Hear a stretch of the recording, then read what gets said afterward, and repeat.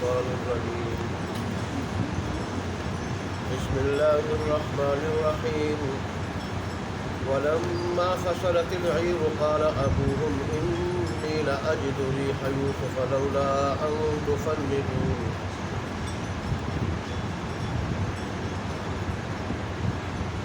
قالوا تالله إنك لفي ضلالك القديم فلما أن جاء البشير ألقاه على وجهه فارتد بصيرا قال ألم أقل لكم إني أعلم من الله ما لا تعلمون قالوا يا أبانا استغفر لنا ذنوبنا إنا كنا خاطئين قال سوف أستغفر لكم ربي إنه هو الغفور الرحيم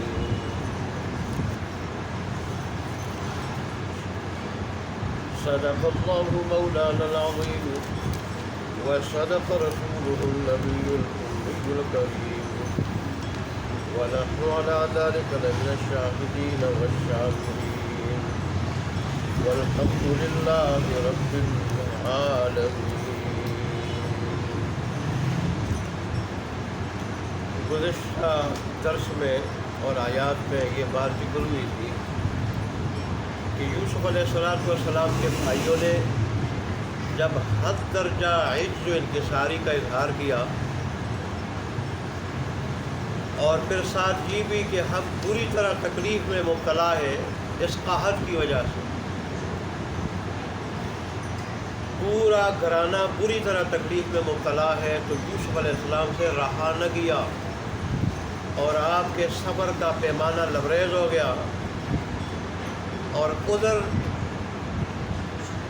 ان کی دلی شہادت بھی یہ تھی کہ اب ابتلا کا نہ بتانے کا اور اپنے آپ کو ظاہر نہ کرنے کا وقت ختم ہو چکا ہے، رب کی طرف سے اجازت مل گئی ہے کہ میں اپنے آپ کو ظاہر کروں بھائیوں پہ، تو انہوں نے بھائیوں پہ اپنے آپ کو ظاہر کر دیا، اور پھر بھائیوں کو کہنا پڑا، اپنی غلطی ماننی پڑی کہ واقعی ہم غلطی پہ تھے، اور اسی وجہ سے کہ آپ بے گناہ تھے، ہم زیادتی کرنے والے تھے، اللہ نے آپ کو ہم پہ فضیلت دی، غلطی کا اعتراف بھی کر لیا۔ پھر یوسف علیہ السلام نے اپنے کریمانہ اخلاق کی وجہ سے ان کی معافی کا اعلان بھی کر دیا،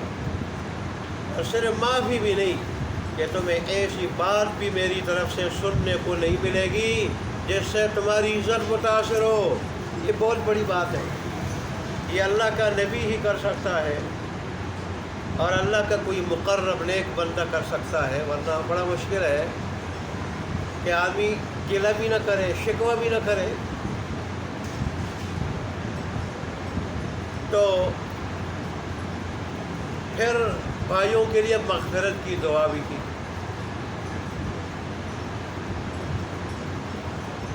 اور پھر ساتھ یہ بھی کہ میری قمیص لے جاؤ اور والد کے چہرے پہ ڈالو تو بینائی لوٹ آئے گی۔ پھر والد کو اللہ جب دوبارہ بینائی دے دے گا وہ تو خود آ جائیں گے، باقی گھر والوں کو تم لے آنا۔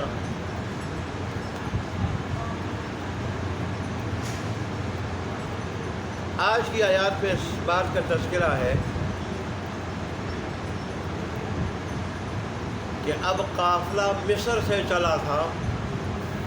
یوسف علیہ السلام کی قمیص لے کے مصر سے چلا تھا، اور اللہ نے خوشبو کنان میں، جو تقریباً 250 میل کا فاصلہ بنتا ہے مصر اور کنان کے درمیان، اور کلومیٹر کے اعتبار سے تقریباً 375 کلومیٹر کا، تو اتنے فاصلے کے باوجود قافلہ مصر میں ہے اور خوشبو کنان میں وہ محسوس کر رہے ہیں، ان کو وہاں آ رہی ہے۔ کیوں؟ اللہ کی مشیت تھی کہ یعقوب علیہ السلام معجزانہ طور پر اپنے بیٹے یوسف علیہ السلام کی خوشبو، قمیص کی خوشبو اور یوسف علیہ السلام کی خوشبو کی شکل میں معجزانہ طور پر خوشخبری پالے کہ بیٹا بھی زندہ ہے۔ مفسرین نے بھی یہ نقطہ اٹھایا ہے، اور شیخ سعدی رحمۃ اللہ علیہ نے بھی،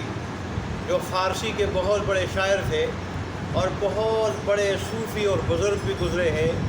دنیا سے بے رغبت، کہ اللہ تبارک و تعالیٰ کی جب چاہت نہیں تھی، ابتلا تھی، آزمائش تھی، تو صرف 3 میل کے فاصلے پر یا 9 میل کے فاصلے پر یوسف علیہ السلام کنویں میں ہے، نہ یعقوب علیہ السلام کو معلوم ہو رہا ہے اور نہ کوئی ایسا قرینہ اور ثابت ہو رہا ہے جس سے پتہ چلے کہ بیٹا 3 میل کی مسافت پہ، 9 میل کی مسافت پہ کنویں میں ہے، اور نہ کنویں سے یوسف علیہ السلام کی خوشبو آ رہی ہے۔ کیوں؟ اللہ کی مشیت نہیں تھی، اللہ کا ارادہ نہیں تھا۔ اور جب اللہ تبارک و تعالیٰ کی مشیت ہوئی، اللہ تبارک و تعالیٰ کا ارادہ ہوا، تو اللہ تبارک و تعالیٰ نے سینکڑوں میل دور سے بھی حضرت یوسف علیہ السلام کی قمیص کی خوشبو یعقوب علیہ السلام کو پہنچا دی اور سونگا دی۔ دیکھیں رسول اللہ صلی اللہ علیہ وسلم سے مکہ کے لوگ کتنے معجزات کا مطالبہ کرتے تھے، اور آپ کی چاہت بھی ہوتی تھی کہ معجزات ظاہر ہو جائے، آپ اس بات پہ حریص تھے کہ لوگ زیادہ سے زیادہ اسلام کی طرف آ جائیں، ایمان کی طرف آ جائیں، ہر نبی کی چاہت ہوتی ہے۔ لیکن اس کے باوجود اللہ تبارک و تعالیٰ جس معجزے کے ظاہر کرنے میں حکمت سمجھتے اور اللہ کی مشیت ہوتی وہ ظاہر ہوتا، اللہ کی مشیت نہ ہوتی تو ظاہر نہ ہوتا۔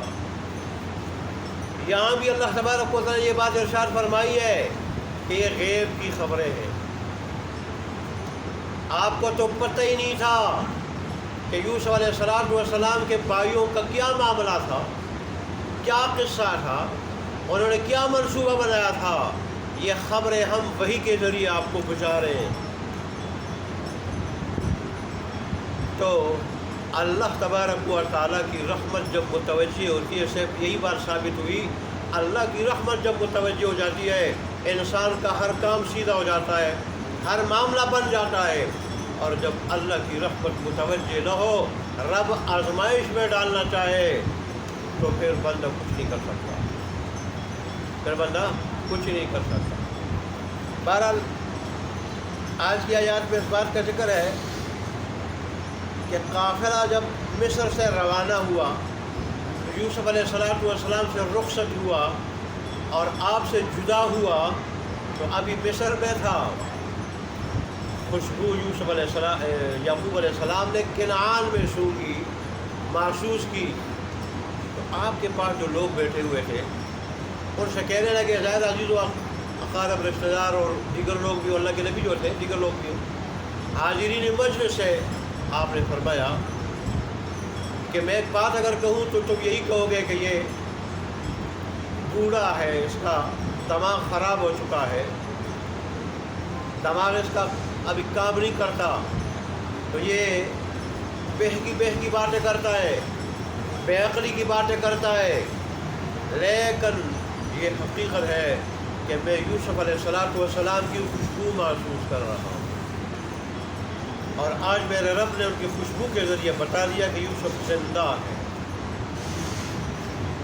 پہلے تو میں قرائن سے یہ بات محسوس کر رہا تھا، لیکن آج اللہ نے خوشبو سے مجھے بات سمجھائی کہ وہ زندہ۔ اس پہ حاضرین مجلس کہنے لگے کہ تم وہی پرانی خام خیالی میں پڑے ہوئے ہو، اسی پرانی غلطی میں پڑے ہوئے ہو۔ کہاں یوسف علیہ السلام اب 40 سال بعد ان کی خوشبو تمہیں کہاں سے آئی؟ اور تو پتہ نہیں وہ زندہ بھی ہے یا نہیں، اور اگر وہ زندہ ہے تو دنیا کے کس کونے میں ہے، کس خطہ میں ہے، تمہیں اس کو کیا پتہ کہ تمہیں اس کی خوشبو محسوس ہو رہی ہے؟ چنانچہ جب قافلہ پہنچا اور آپ کا وہ بیٹا بعض وسیع نے ذکر کیا وہ یہودا بیٹا جو یوسف علیہ السلام کے لیے نرم گوشہ رکھنے والا تھا، اور جو یوسف علیہ السلام کی قمیص جھوٹے خون میں رنگ کے اور لت پت کر کے یعقوب علیہ السلام کے پاس لے گیا تھا کہ بھیڑیا کھا گیا ہے، اس نے کہا یہ خوشخبری اور یہ حقیقت کا واقعہ اور خبر حقیقت پہ مبنی اور خوشخبری پہ مبنی یہ والد صاحب کے پاس بھی میں لے جاؤں گا۔ چنانچہ جب وہ قافلہ پہنچا تو دوڑتے ہوئے پہنچا، اور حضرت یعقوب علیہ السلام کے چہرے پہ قمیص ڈالی، یوسف علیہ السلام کی قمیص، تو اللہ تبارک و تعالیٰ نے اسی وقت یعقوب علیہ السلام کی ختم ہوئی بینائی دوبارہ لوٹا دی، اور آپ بینا ہو گئے، بینائی بحال ہو گئی۔ تو انہوں نے اس وقت حاضرین مجلس کو، جس میں بھی بیٹے بھی پہنچ گئے تھے مصر سے، اور انہوں نے پچھلی مرتبہ جب وہ اسی طرح اللہ تبارک و تعالیٰ کے سامنے اپنے جو ہے وہ شکوے بیان کر رہے تھے، فریاد کر رہے تھے، بیٹوں نے کہا کہ اس طرح تم جو ہے وہ گھل گھل کے ختم ہو جاؤ گے، یوسف علیہ السلام کو یاد کر کے فریاد کر کے اور رو کے ختم ہو جاؤ گے۔ اس وقت انہوں نے کہا تھا بیٹوں کو کہ بھئی میں جو باتیں جانتا ہوں میرے رب کی طرف سے وہ تم نہیں جانتے ہو، اور پھر کہا جاؤ دونوں بھائیوں کی تلاش کرو، یوسف علیہ السلام اور بنیامین کی، ممکن ہے اللہ تبارک و تعالیٰ ایک ساتھ سب کو میرے پاس لے آئے۔ تو اب جب بیٹا پہنچا، اور میں صرف یہ نہیں کہ یوسف علیہ السلام زندہ سلامت ہے، یہ بھی خوشخبری دی کہ مصر جیسے ملک کا بادشاہ بنا ہوا ہے وہ۔ پھر کہنے لگے دیکھو میں نے کاٹا، یعنی کہ رب کی طرف سے میں جو جانتا ہوں وہ تمام نہیں جانتے ہو۔ اس پہ جیسے یوسف علیہ السلام کے سامنے بیٹوں نے اپنی غلطی کا اعتراف کر لیا تھا، یہاں بھی غلطی کا اعتراف کر لیا، اور ساری والد سے درخواست کی کہ ہمارے لیے مغفرت کی دعا مانگ، اللہ سے مغفرت کی دعا مانگ لیجیے۔ تو اس پہ یعقوب علیہ السلام نے فرمایا، جیسے یہاں ذکر ہے کہ قریب میں تمہارے لیے مغفرت کی دعا مانگوں۔ اب یہاں مفسر نقطہ اٹھاتے ہیں کہ بیٹوں نے مغفرت کی دعا کا کہا، تو یعقوب علیہ السلام نے فوراً دعا نہیں مانگی، فوراً ارکان قریب دعا کروں گا۔ اس کی وجہ کیا ہے، مطلب اس وقت دعا کیوں نہیں مانگی؟ تو بعض حدیثوں میں بھی اس کا ذکر اور اس کی وجہ معلوم ہوتی ہے، جب عبداللہ بن مسعود، عبداللہ بن عباس وہ بتاتے ہیں کہ رسول اللہ نے فرمایا، اور رسول اللہ صلی اللہ علیہ وسلم سے جب اس کے بارے میں پوچھا گیا کہ آپ نے اس وقت دعا کیوں نہیں مانگی، اللہ کا نبی تو بڑا خیرخواہ ہوتا ہے عام امت کے بارے میں، پھر بیٹوں کے بارے میں، اور بیٹے درخواست بھی کر رہے ہیں، تو رسول اللہ نے فرمایا اس کی وجہ یہ تھی کہ سحری کے وقت دعا قبول ہوتی، زیادہ قبول ہوتی ہے۔ تو یعقوب علیہ السلام کو پتہ تھا کہ بیٹوں نے زیادتیاں بڑی کی ہیں، زیادتیاں بڑی کی ہیں، جہاں میرے ساتھ کی ہے وہاں یوسف علیہ السلام کے ساتھ کی ہے، تو کوئی ان کی مغفرت کی دعا کر دوں رد نہ ہو جائے زیادتی کی وجہ سے۔ تو انہوں نے ایسے وقت کا انتخاب کیا کہ جس میں اللہ تبارک و دعا زیادہ قبول کرتا ہے، اور اللہ تبارک و تعالیٰ اعلان کرتا ہے، بار بار پکارتا ہے کوئی مجھ سے مانگنے والا کہ میں دے دوں اس کو، کوئی مغفرت مانگنے والا کہ اس کو معاف کر دوں میں، کوئی حاجت مانگنے والا کہ میں حاجت پوری کروں، یہ رب کی طرف سے جو ہے نا یہ وعدہ ہے۔ اس لیے انہوں نے کہا کہ ابھی نہیں کرتا، بعد میں کروں گا۔ اور ایک وجہ یہ بھی کہ ظاہر ہے میں تو اپنا یہ جو نے زیادتی کی ہے صرف یہ نہیں کہ اللہ کی نافرمانی کی، اللہ کا حق اس سے متاثر ہوا ہے، اس کی بغاوت ہوئی ہے، بلکہ جہاں میرے ساتھ زیادتی کی ہے میں تو معاف کر دوں گا بیٹے، وہاں یوسف علیہ السلام کے ساتھ بھی زیادتی کی ہے، تو ظاہر ہے اللہ تبارک و تعالیٰ اپنا حق تو معاف کر دے گا، اپنا حق مغفرت سے، توبے سے، کہ نادم ہے بھی توبہ اسی کو کہا جاتا ہے، گناہ کا اعتراف کر لے، اس پہ نادم ہو کے توبہ کر لے، اسی کو توبہ کہا جاتا ہے، اللہ سے معافی مانگے، گناہ کا اعتراف کر کے اللہ سے معافی مانگے، اس پہ نادم ہو کے ہی توبہ ہے، تو انہوں نے توبہ کر لی، اور والے جو اللہ کے جلیل القدر نبی تھے ان سے بھی مغفرت کی درخواست کی، مغفرت کی دعا کی، تو انہوں نے اس لیے کہا کہ بعد میں کروں گا، دعا قریب کروں گا۔ ان کی چاہت یہ تھی کہ یوسف علیہ السلام کی رائے بھی معلوم کی جائے، ان سے بھی مشورہ کیا جائے، ان کی کیا رائے ہے، ان کی کیا چاہت ہے۔ ظاہر ہے ان پر زیادتی کر کے ان کا حق بھی انہوں نے کیا ہے، ان کی حق تلفی کی ہے۔ بندہ اپنا حق معاف کر دیتے ہیں، اللہ اپنا حق معاف کر دیتے ہیں، بندے کا نہیں کرتا۔ تو یوسف علیہ السلام ظاہر ہے جب ان سے کہہ دوں گا وہ بھی معاف کر دے گا، تو پھر اللہ سے مغفرت کی دعا مانگ لوں گا۔ اور بعد نے کہا کہ یعقوب علیہ السلام کی چاہت تھی کہ جمعے کی شب میں دعا کروں، کیونکہ جمعے کی شب بھی جمعے کے دن کی طرح مبارک ہوتی ہے اور اس میں دعا کی ہوتی ہے، قبول ہوتی۔ تو یہ وجوہات تھی اس وقت دعا نہ کرنے کی اور بعد میں دعا کرنے کی۔ اور واقعی شہری کا وقت ایسا وقت ہے کہ جیسے صحیح احادیث کے اندر آیا ہے کہ اللہ تبارک و تعالیٰ آسمانی دنیا پہ آ کے بار بار پکارتا ہے صبح صادق تک کہ ہے کوئی مانگنے والا کہ میں اس کو دوں، عطا کر دوں، ہے کوئی مغفرت طلب کرنے والا میں اس کو معاف کر دوں، کوئی حاجت مانگنے والا اس کی حاجت میں پوری کروں۔ اللہ صبح تک یہ ندا کرتا رہتا اللہ تبارک و تعالیٰ۔ حضرت عمر فاروق انہوں نے ایک مرتبہ فجر کی نماز کے لیے جا رہے تھے، تو ایک گھر سے ان کا گزر ہوا کہ گھر کے اندر سے ایک ندا آ رہی تھی، آواز آ رہی تھی۔ آواز کیا تھی کہ کوئی کہہ رہا ہے کہ اللہ تبارک و تعالی جب بھی آپ نے حکم دیا میں نے تعمیل کی، جب بھی آپ نے حکم دیا میں نے تعمیل کی، اور جب بھی آپ نے پکارا میں نے لبیک کہا، اور میں نے اس وقت میں مغفرت طلب کی۔ مراد یہی شہری کا وقت تھا، تو میں نے مغفرت طلب کی۔ جب کوئی حکم دیا میں نے تعمیل کی، اللہ تبارک و تعالیٰ میری مغفرت کر دے۔ تو حضرت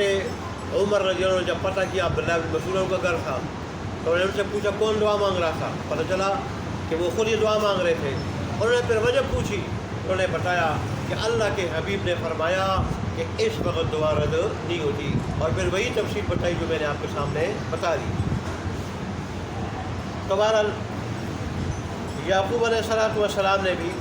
یہی وعدہ کیا کہ عنقریب میں اللہ تبارک و تعالیٰ سے تمہارے لیے مغفرت کی دعا مانگوں گا، اور میرا رب جو ہے وہ بہت بخشش والا اور انتہائی رحم کرنے والا۔ اب ایک بات اور جو شروع درس میں میرے ذہن میں تھی، بیچ میں نکلی، پھر اللہ نے ذہن میں ڈالی۔ یعقوب علیہ السلام کے بیٹے اور یوسف علیہ السلام کے بھائی جب مصر کی طرف اس تیسرے سفر میں جا رہے تھے تو بڑے پریشان،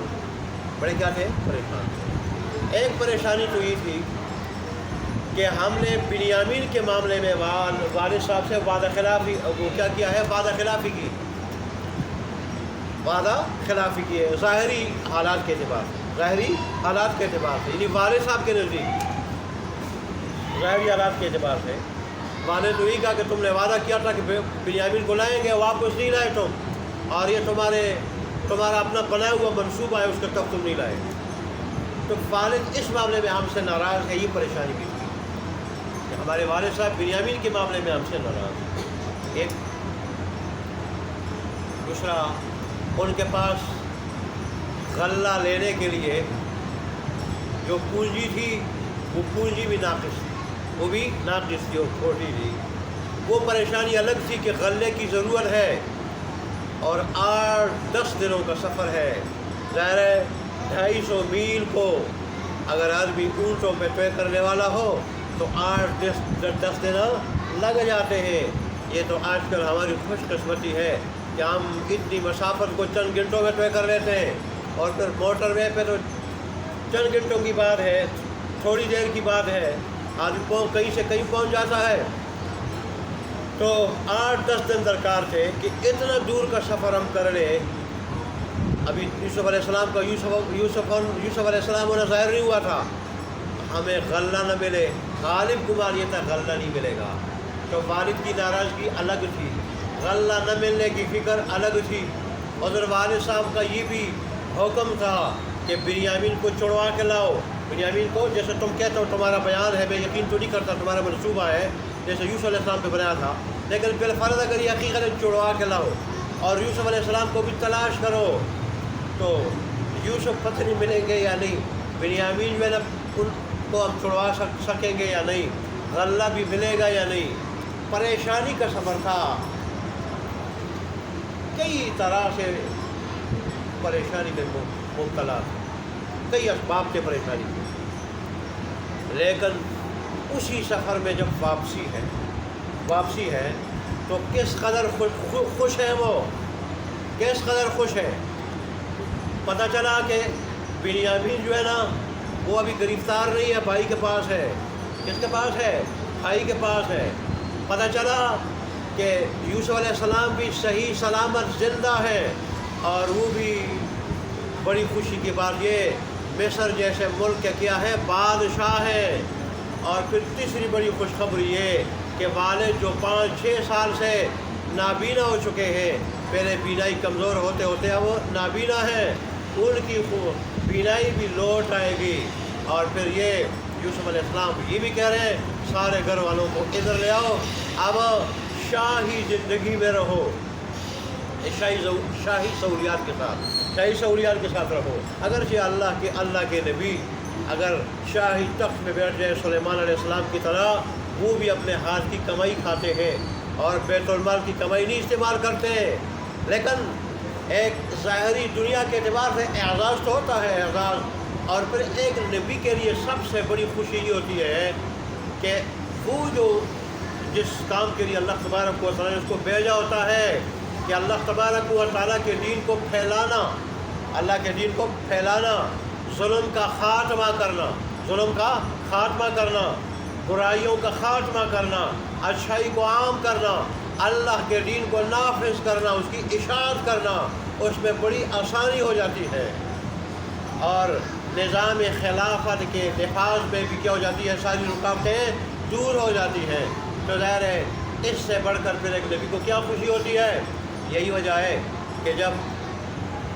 بیٹے نے کہا کہ یوسف علیہ السلام تو صرف زندہ بھی نہیں، مصر جیسے ملک کے بادشاہ ہے، تو یعقوب علیہ السلام برجستہ کہنے لگے میں بادشاہت کو کیا کروں گا، مجھے یہ بتا دو سب سے پہلے یوسف کس دین پہ ہے۔ جب انہوں نے بتایا کہ وہ دین اسلام پہ ہے تو فرمایا الحمدللہ، اب نعمت کی تکمیل ہو گئی۔ بادشاہت بھی دنیا کا اقتدار بھی اللہ کی نعمت ہے، لیکن جب دین کے ساتھ ہو، کس کے ساتھ ہو؟ دین کے ساتھ ہو۔ اگر دین کے بغیر ہو تو یہ پھر بہت بڑی تباہی ہے۔ فرمایا کیا ہو گئی؟ نعمت کی تکمیل ہو گئی۔ اب ترجمہ دیکھ لیں۔ اچھا، اس سے ہمیں سبق کیا ملا کہ انسان کے اوپر آزمائشیں آتی ہیں، آزمائشوں سے گھبرانا نہیں چاہیے۔ دنیا کی آزمائشیں وقتی عارضی ہوتی ہیں، اور مومن کا کام ہے آزمائشوں سے نہ گھبرانا۔ یوسف علیہ السلام کنویں میں ڈالے گئے، نہ گھبرائے، بیچے گئے، غلام بنائے گئے، نہ گھبرائے گئے، جیل میں پہنچے گئے، نہیں گھبرائے۔ تو اللہ تبارک و تعالیٰ نے کہاں سے کہاں پہنچایا۔ یعقوب علیہ السلام پہ کتنی آزمائشیں آئیں، رب کے سامنے روئے بھی، تنہائی میں گڑ گڑائے بھی، اور رب کا اور بندے کا معاملہ ہے، گڑ گڑائے بھی تنہائی میں، لیکن کسی بندے کے سامنے نہ واویلا کیا، نہ جزا فضا اور نہ فریاد کی۔ 40 سال تک ابتلا میں رہے، لیکن جب انہوں نے اس کو برداشت کیا، اللہ کے لیے برداشت کیا کہ رب کی آزمائش ہے، تو اللہ تبارک و تعالیٰ نے آزمائش دور کر کے اقتدار کی، اور وہ بھی دین کے ساتھ، اور اللہ تبارک و تعالیٰ نے بینائی لوٹ آنے کی، اور بیٹے کی جو ہے نا وہ زندہ سلامت موجود ہونے کی، اور ایک نبی کی نبوت کے ساتھ نبی ہونے کی حیثیت سے دنیاوی اقتدار کا مالک ہو کے اللہ نے خوشخبریاں سنا دی۔ پھر دیکھیں بھائیوں کا جاتے ہوئے کیا حال تھا، آتے ہوئے کیا حال ہے۔ تو اللہ تبارک و تعالیٰ کی مشیت اور حکمت سے ہی انسان جو ہے نا، انسان اس کو سب کچھ مل سکتا ہے۔ اور بظاہر ایمان والے کے اوپر جو آزمائش آتی ہے، اس میں بھی اس میں بھی اس کی ترقی کا راز مجھ پر ہوتا ہے، دنیاوی ترقی، اخروی ترقی، اور ظاہر ہے راحت تو راحت ہی ہوتی ہے۔ اس لیے ایمان والے کو نہ مصیبت سے گھبرانا چاہیے اور نہ راحت میں غفلت کا شکار ہونا چاہیے، اللہ کو بلانا چاہیے دونوں حالتوں میں۔ جیسے حدیث میں آیا گیا ہے کہ مومن کی تو حالت ہی عجیب ہے، نہ وہ راحت میں اللہ کو بلاتا ہے نہ مصیبت میں اللہ کو بلاتا ہے۔ مصیبت میں رب کی طرف سے سمجھتے ہوئے صبر کرتا ہے، راحت میں اللہ کا شکر ادا کرتا ہے اور اللہ کی اطاعت کرتا ہے۔ اللہ ہمیں ایسا ایمان والا بنا دے، اور ہوتا وہی ہے جو رب چاہتا ہے۔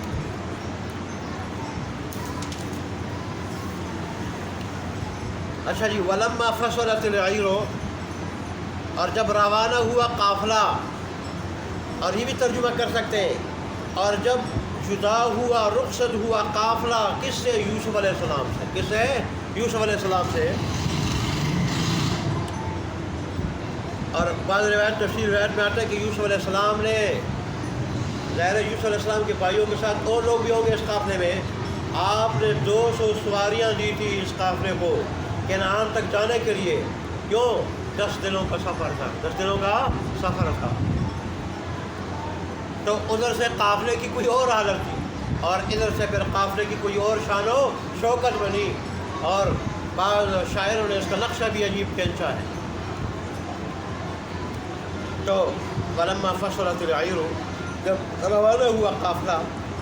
قال ابوہم، تو کہا ان کے والد سے، یعقوب علیہ السلام نے، انی لاجد ریح یوسف، بے شک البتہ میں پاتا ہوں یوسف علیہ السلام کی خوشبو، لولا ان تفندون، اگر تم یہ بات نہ کہو کہ یہ بوڑھا بے عقل ہو چکا ہے، بے عقلی کی باتیں کرتا ہے۔ قالو، کہا انہوں نے، حاضرین مجلس نے، تاللہ، اللہ کی قسم، انک لفی ضلالک القدیم، بے شک آپ البتہ اپنی پرانی غلطی میں پڑے ہوئے ہیں، پرانی غلطی میں پڑے ہوئے ہیں۔ ضلال کا لفظ جان گمراہی کے لیے آتا ہے، وہاں بہک جانے کے لیے بھی آ جاتا ہے، تاریکی میں پڑ جانے کے لیے بھی آتا ہے، اور غلطی جو ہے نا کر جانے میں بھی، غلطی میں پڑے رہنے کے لیے بھی آتا ہے۔ تو کہا کہ بے شک آپ اسی پرانی غلطی میں پڑے ہوئے، یہ آپ کی غلطی ہے، یوسف علیہ السلام کو بھول جاؤ۔ فلما ان جاء البشیر، بس جب آ پہنچا خوشخبری دینے والا، القاہ علی وجہہ، تو ڈال دیا اس نے یعقوب علیہ السلام کے چہرے پہ، کیا ڈال دی؟ قمیص، وہ ضمیر قمیص کی طرف ہے، قمیص ڈال دی۔ فرتد بصیرا،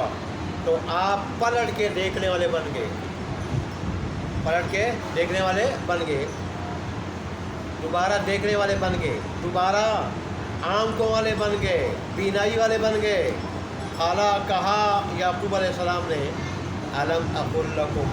کیا میں نے نہیں کہا تھا تمہارے واسطے، انی اعلم من اللہ، کہ بے شک میں جانتا ہوں اللہ تبارک و تعالیٰ کی طرف سے، ماں، وہ باتیں جو لا تعلمون، تم نہیں جانتے۔ قالو، کہا انہوں نے، یا ابانا، اے ہمارے ابا جان، استغفر لنا، بخشش مانگ لیجیے ہمارے واسطے، ذنوبنا، ہمارے گناہوں کی، انا کنا خاطئین، بے شک تھے ہم ہی خطا کار، گناہ گار۔ قالا، کہا یعقوب علیہ السلام نے، سوف استغفر لکم ربی القریب، میں تمہارے لیے بخشش کی دعا مانگوں گا اپنے رب سے، انہ هو الغفور الرحیم، بے شک وہی ہے معاف کرنے والا اور رحم کرنے والا۔ اللہ تبارک و تعالیٰ ہم پہ بھی رحم فرمائے، اللہ ہماری بھی مغفرت فرمائے۔